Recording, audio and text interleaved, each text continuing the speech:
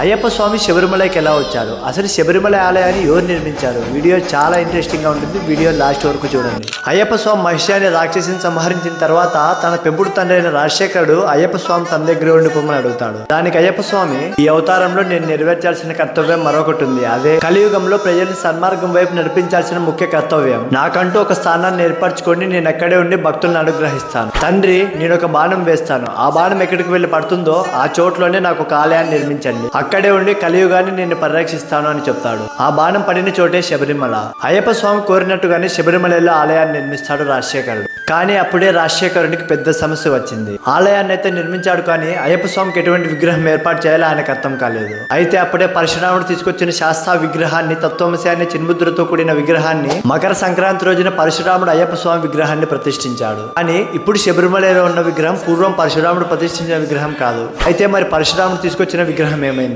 మీకు తెలిస్తే కామెంట్ చేయండి, లేదంటే నెక్స్ట్ వీడియోలో నేనే చెప్తాను. స్వామియే శరణమయ్యప్ప.